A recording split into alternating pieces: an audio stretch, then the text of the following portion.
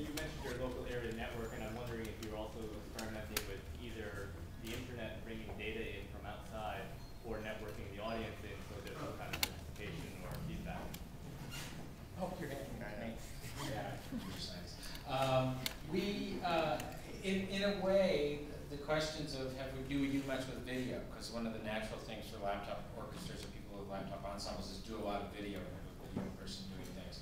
And doing internet concerts and involving the audience, those are all interesting things. So far, we have enough to kill us right now, just touring with this orchestra, doing new pieces. We've been most successful with using video for conducting, where we're watching exactly what you're watching. I do have a proposal I put in last year and actually got funded, a small grant, to create the laptop audience and involve you in some way. And probably the first iteration of that will be giving you flashlights and giving you some cameras that you can interact with and showing you what you're doing as part of that. But some people who work on emotion in music and audiences and things like that are actually wiring the audience to see how they react and behave.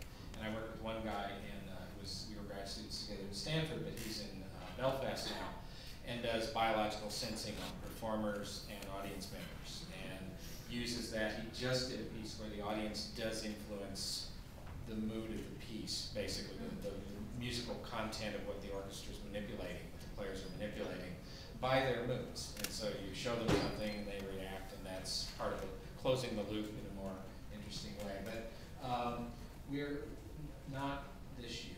We're doing this season. Hopefully we'll do the audience piece, do some kind of audience piece next year, because I really want to do that. Can you talk about the software a little bit? Was it Max MSP? No. No. Before this, I wouldn't have been able to say one or two pieces were, but and we still do pieces that are Max based. But Gup, again, this person who went off to Stanford and founded SLARC and got Apple's attention, wrote this language called Chuck as his doctoral dissertation, and it's an open source. It's really a Java-like, but highly prizes real time and concurrency. So you can do interesting musical things and guarantee they're going to happen.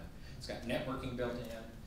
Rebecca worked with him to add all the user input things, and then Rebecca, as her dissertation work, is adding machine learning to it. So it used to be just for synthesis, now it's for analysis. And so Chuck is this language that we all use, we all love to varying degrees. And our user interfaces we write in processing, which is another Java-like, and does good graphics. And so Chuck doesn't do any graphics, it just does sound. And processing doesn't do sound very well, and so we hook those together. Chuck, I should say, I spent 15 years programming in this other language called Max MSP that some of you probably know, and only started learning Chuck a couple of years ago and discovered that it's a fantastic teaching language. This ensemble is largely based around a set of courses that we do at the university, and we're aiming to get students to learn about music, but also about computers and how to program. And the language very much translates to other languages very easily. And boy, there's nothing like being able to make music to inspire somebody to learn how to program. It's just a really very real, immediate kind of motivation. So, one more. I can do one more. One more. That's you. I'm wondering if you make all your own sounds. Do you have an artistic position about that? Some of your sounds look familiar sounding, but do you sample, use video game sample or anything like that?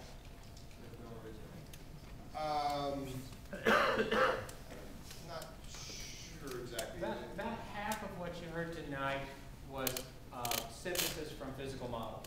So the mandolins that you heard plucking are actually a pluck string model with a body, and when we tilted the bodies getting larger and smaller and changing the resonances. And so that's a physics-based model rendering the sound in real time like you would in animation from physics.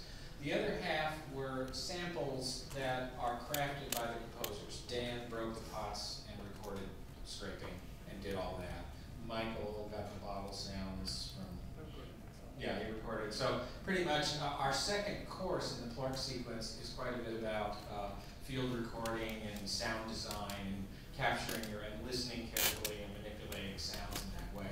So we don't forbid samples, and we pretty much mix and match depending on what you want to get. And so it's a mixture.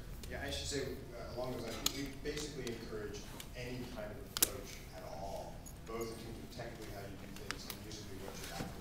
I'm not interested in defining the laptop orchestra aesthetic. I would much rather there be a whole enormous range of music that we can make with it. And also, on the flip side, a lot of different ways of going about it. Working with samples, working with sources, doing networking, not doing networking. All these things can and should be explored. So I think we're supposed to stop, but tomorrow we're going to be all set up with a bunch of us in there at Palmer House, ready to demo things. Look take over our questions. shoulders, you can play. You can try some of the pieces, so please come on by.